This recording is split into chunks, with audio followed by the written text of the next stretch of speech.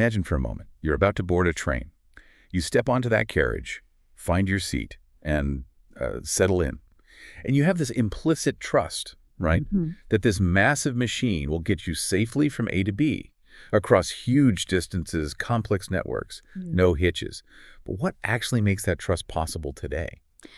Well, it's definitely more than just the physical stuff anymore. The tracks, the engines, those are still vital, obviously. Right. But there's this invisible layer now, software, an incredibly complex layer running really the whole show, Right. orchestrating everything. Everything from brakes to signaling? Exactly. Dynamic signaling, like moving block, which keeps trains safely apart even when they're close. And interlocking systems, at junctions, stopping trains from ending up on the same track. Software is absolutely central. It's not just part of it. It really is the silent guarantor of safety and efficiency. But that brings up the big question, doesn't it? Especially for us engineers or anyone curious about safety. What happens when that invisible software has a bug, a flaw? In a railway system, even a tiny flaw, maybe buried deep in millions of lines of code, the consequences can be huge. Catastrophic, potentially. We're not just talking delays. No, collisions, derailments. Yeah. The stakes are incredibly high, literally life and death. The precision required is immense. A software glitch isn't like your phone app crashing. It's not an inconvenience. In railways, it's a direct threat to people, to infrastructure, the whole operation. Which is exactly why understanding it, testing it, ensuring its reliability, it's foundational. Absolutely non-negotiable. And that, everyone, is precisely why we're doing this deep dive today. Welcome to the Deep Dive. Our mission, as always, is to cut through the noise and get to what you really need to know. And today we are unpacking software reliability in RAMS management.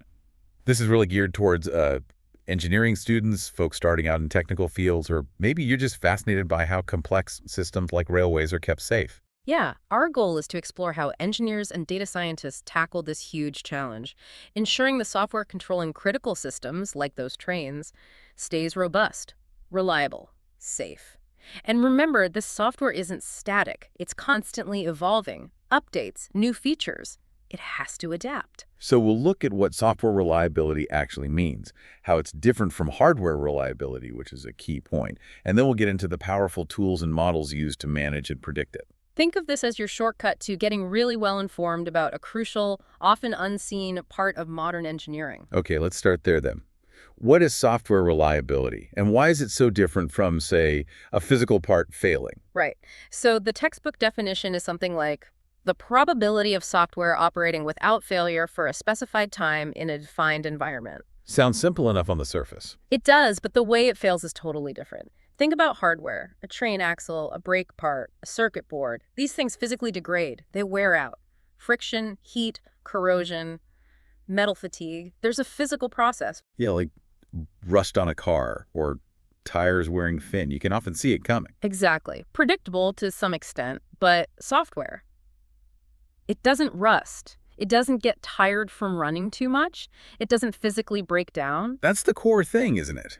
Software failure isn't because the code got old.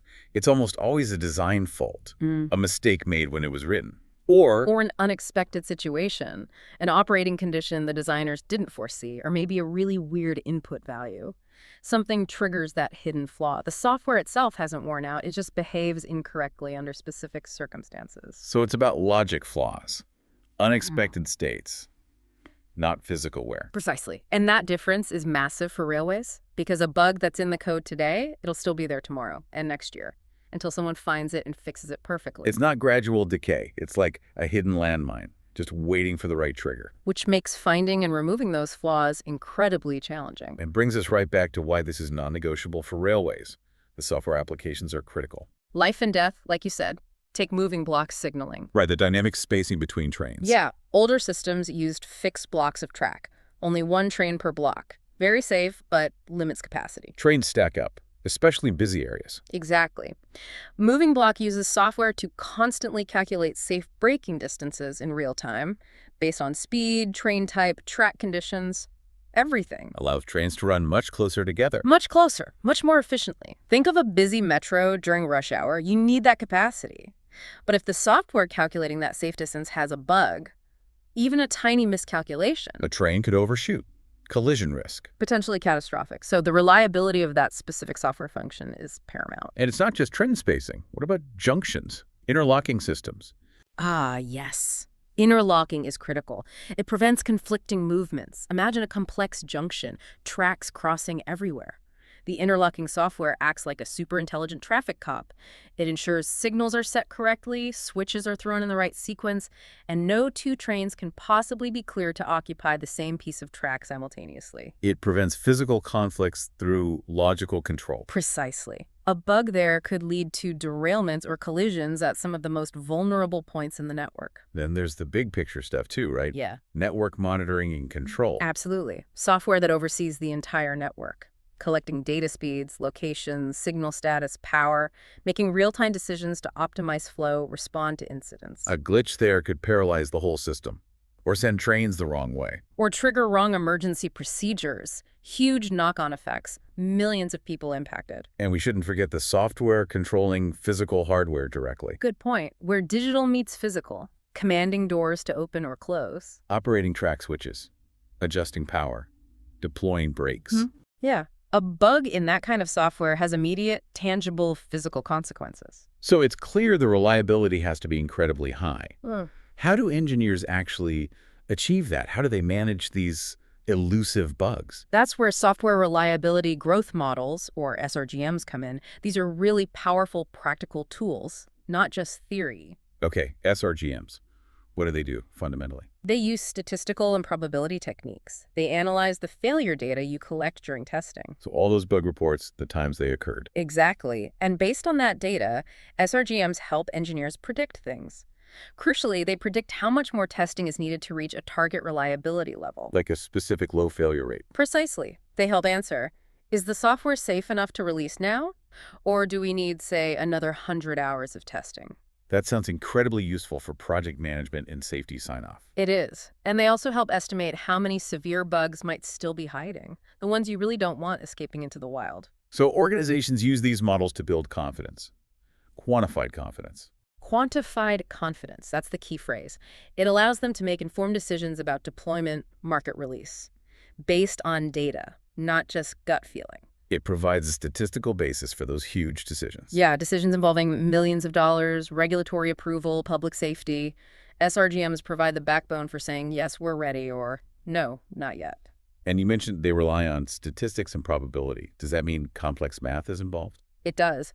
Under the hood, these models often rely on foundational calculus concepts, differentiation, exponents, logarithms. Stuff from engineering math courses. Exactly. Those aren't just abstract exercises. They're the tools that let us quantify reliability, find optimal parameters, model failure rates mathematically.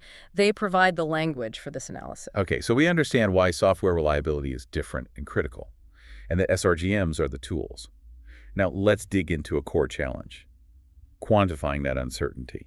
Taking the raw failure data and turning it into useful numbers for the models. Parameter estimation, right? Exactly. Parameter estimation.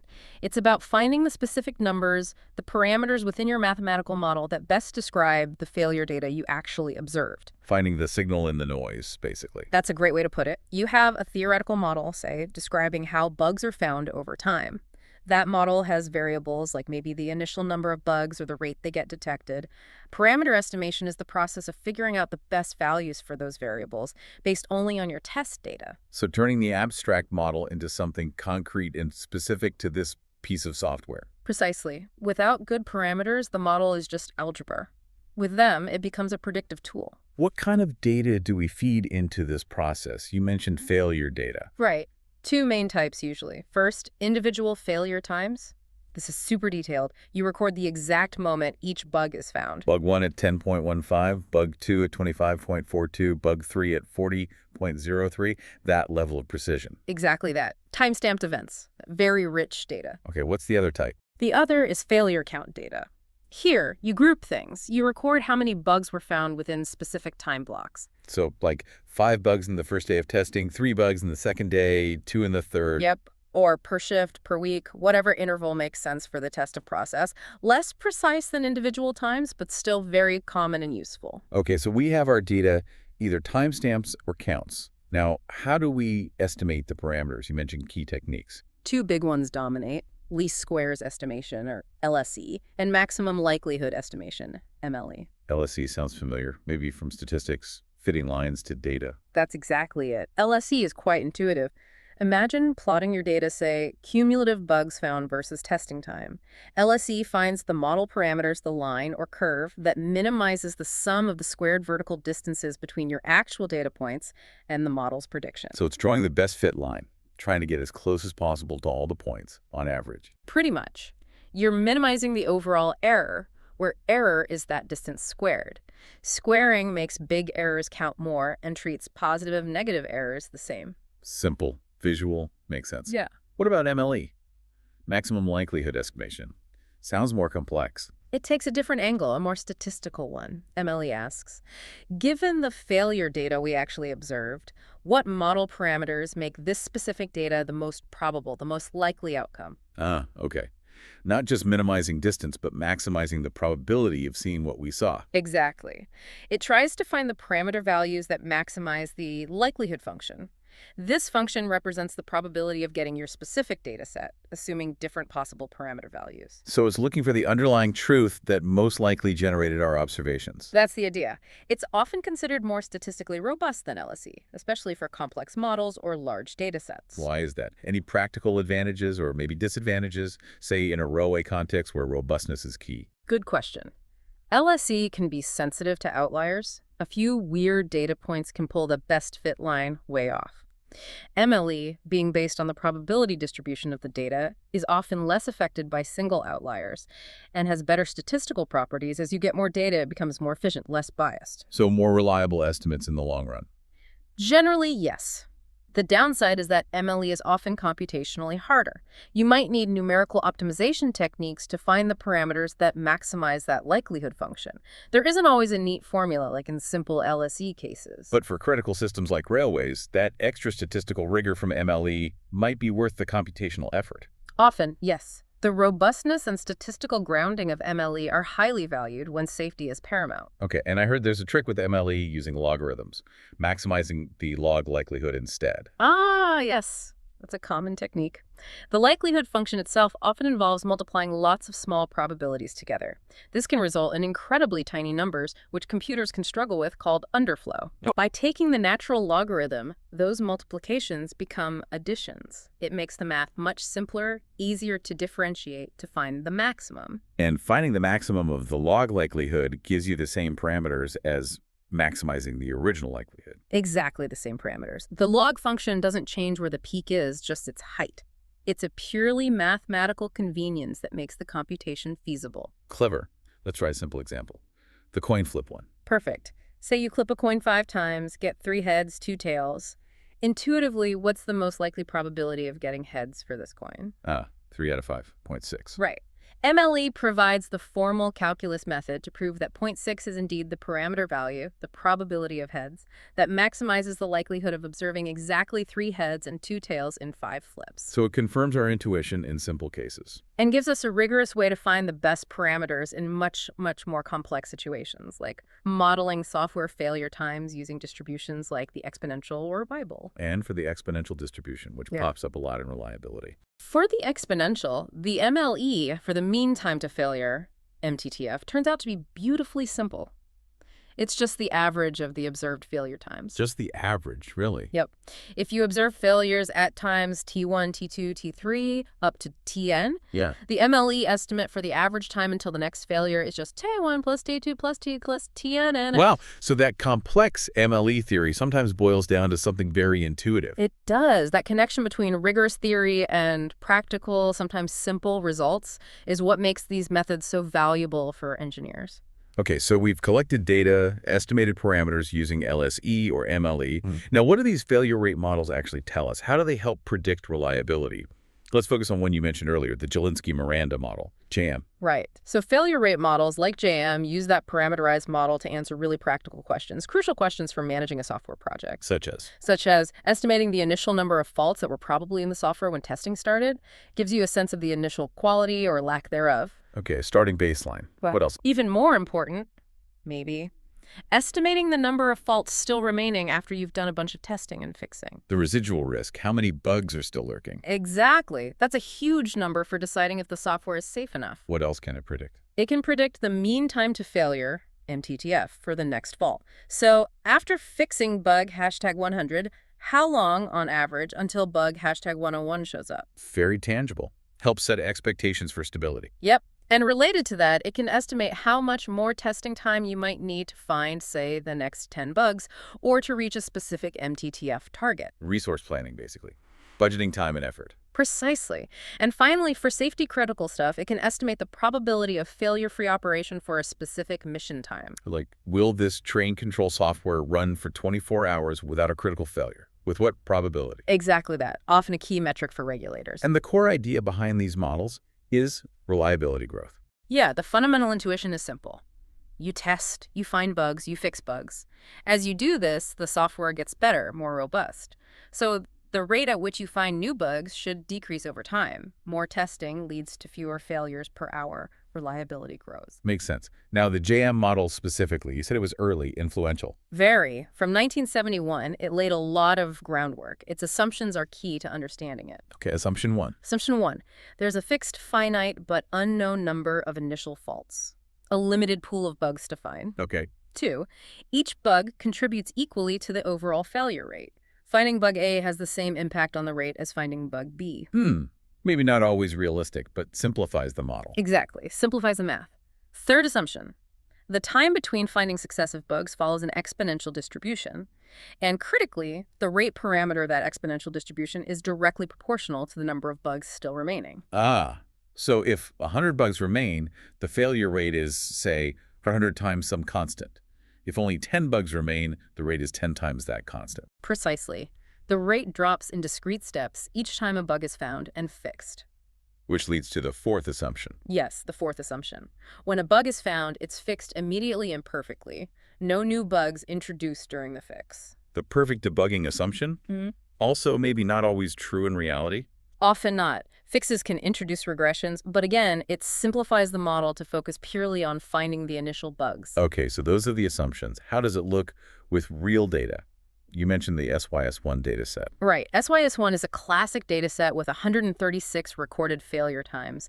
Applying the JM model to this data gives some interesting numbers. Like the initial fault estimate? Yeah, the model estimated about 141.9 initial faults, so let's say 142. Okay. And after finding 136 of them? The model estimated about 5.9 faults, so roughly 6 faults were still remaining, hidden, undetected. 6 unknown bugs left. Yeah. That's a crucial info for risk assessment, especially for a train system. Absolutely. 6 potential failures waiting to happen. What about the reliability prediction? You mentioned a mission time. Right. For SYS1, after the 136th fault, the JM model predicted the probability of running failure-free for the next 6,000 seconds, about 1 hour 40 minutes, was only around 0.3. Only 30% chance of running clean for less than 2 hours. Yeah, that's not great. For any critical system, that would be a clear signal. Stop, do more testing, fix those remaining bugs. Definitely not ready for prime time. And the MTTF for the next bug. The model estimated the MTTF for the 137th fault would be about 4,845 seconds. Which is? Roughly 81 minutes. Again, if you need your system to run reliably for days, knowing the next bug is likely less than an hour and a half away, that's not good enough. It really quantifies the current state of reliability. It does. And visually, if you plot the failure rate from the JM model against the bug count, you see it stepping down with each fix. Drops faster at the start, slower later on. As bugs get harder to find. Right. And the MTTF plot would show the opposite, stepping up with each fix. Average time between failures gets longer. Reflecting that reliability growth. Exactly. It captures that core dynamic, even with its simplifying assumptions. Okay, JM is a good start, assuming that constant rate between failures proportional to remaining bugs. But what if that rate changes more smoothly? Or testing gets more efficient over time? That leads us beyond JM, right? It does. That leads us to models based on the non-homogeneous Poisson process, or NHPP, more dynamic reliability modeling. Non-homogeneous, meaning the rate isn't constant. Exactly. But first, let's quickly touch on counting processes. Okay. A counting process is just a way to mathematically track events accumulating over time, like counting bugs found. The count starts at 0, it only goes up, and it's always an integer, simple property. Got it. Like a running tally. And the number of events in any interval is just the difference in the count at the end versus the start. Often, we assume independent increments. What happens in 1 hour doesn't affect the next hour, statistically. And stationary increments. That means the probability of seeing n events only depends on the length of the time interval, not when it occurs. This leads to the basic homogeneous Poisson process. Homogeneous meaning same rate everywhere. Right. Events happening at a constant average rate, like calls arriving steadily at a call center. The time between events is exponentially distributed. Which sounds like the JM model's assumption between failures. It's very similar, but the non-homogeneous Poisson process, NHPP, is where it gets really useful for software. Because NHPP allows the rate of events, the bug finding rate, or intensity, to change over time. It doesn't have to be constant. No, which is much more realistic for software testing. You expect to find lots of bugs early on, high rate, and fewer later, low rate, as the software gets cleaner. NHPP models that changing rate. That makes intuitive sense. The rate isn't fixed, it evolves. Exactly. The expected number of bugs found up to a certain time is given by the mean value function, which comes from integrating that changing rate function. Okay, so NHPP is the flexible framework? Yeah. Are there specific NHPP models used for software? Oh, yes. One very famous and widely used one is the Goal-Okamoto model, or GOGO model from 1979. Goal-Okamoto. What's its key characteristic? It models the cumulative number of faults found over time in a specific way, typically an exponential saturation curve. As testing time goes towards infinity, the model predicts you'll eventually find all the initial faults. There's a finite total number, A, in the model. So it assumes you can eventually find every bug, given enough time? Theoretically, yes. And importantly, the rate at which you find bugs, value and intensity, in the SLAGO model decreases smoothly over time, approaching 0 as you find more and more bugs. Which mirrors that real-world experience of bug finding slowing down. Precisely. It captures that diminishing returns aspect of testing quite nicely with a smooth curve rather than the step function of JM. And how do we get the parameters for the EO model, like the total number of faults A and the detection rate B? Same way as before, typically maximum likelihood estimation, MLE. You use your failure data, either times or counts, to find the A and B values that make your observed data most likely under the DO model assumptions. Often needing numerical methods again. Yes, the MLE equations for GGO usually don't have a simple algebraic solution, so you use computer algorithms to find the best A and B. But it works for both data types. So NHPP models at GGO offer more flexibility, letting the failure rate change over time. They do. There are other NHPP forms too, like S-shaped models where the detection rate might initially increase as testers get familiar with the system before decreasing. The choice depends on what your actual data looks like. Okay, so we have JM, GEO, potentially others, Maybe Weibull models, geometric models, a whole toolkit. Which brings us to the critical question. Faced with all these options, how does an engineer decide which model is actually best for their specific project? They might give different predictions. That is the crucial question in practice. You have multiple models, maybe they all seem plausible. How do you choose? It's not just about mathematical elegance. It has to work, right? It needs to fit the data well and, more importantly, predict reliably. Exactly. And that's where goodness of fit measures come in. We need tools to assess how well a model represents the data we've seen and how well it predicts what we haven't seen yet. Okay, what are some key measures? You mentioned AIC earlier, a Kaiki information criterion. Yes, AIC is very popular. It helps compare different models. The basic idea is lower AIC is better. But it's not just about fitting the data. Right. There was a penalty. Right. That's the clever bit. AIC penalizes models for having more parameters. Why? Because a model with tons of parameters can often fit your current data perfectly. It's called overfitting, but it might be terrible at predicting new data because it just memorized the noise. So AIC pushes you towards simpler models. Parsimony. Exactly. It balances goodness of fit with model complexity. It encourages finding a model that explains the data well without being unnecessarily complicated, more robust approach. Okay, so AIC values simplicity and fit. What about purely predictive power? For that, a great measure is the predictive sum of squares error, or PSSE. Predictive sum of squares error. How does that work? It directly tests the model's forecasting ability. You do this, you take most of your data, say the first 90% of the failures you observed, and you fit the model to only that data. Okay, train the model on a subset. Then you use that fitted model to predict the next set of failures, that remaining 10% you held back. You compare the model's predictions for that last 10% with what actually happened. PSSE quantifies the error in those predictions. So you're explicitly testing its ability to predict unseen data, like a mini forecast test. Precisely. Lower PSSE means the model was better at predicting the future based on the past trend. This is incredibly valuable for practical decision making. Because ultimately, we care about how the software will behave after we release it. That's the bottom line. PSSE directly measures that predictive capability. Other measures, like R-squared, tell you about overall fit to the training data, but PSSE focuses purely on prediction. Okay, AIC balances fit and complexity. PSE focuses on prediction. Do they always agree?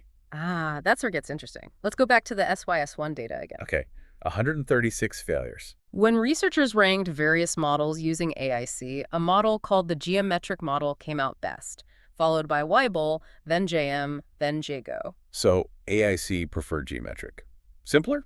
Maybe? Good fit. Apparently, yes, based on AIC's criteria. But when they ranked the same models using PSSE, testing predictive power, The results changed? completely flipped. The IGO model came out as the best predictor, followed by JM, then Weibull, and the geometric model, AIC's favorite, was actually one of the worst predictors according to PSSE. Wow, so the model AIC thought was best overall was actually poor at forecasting.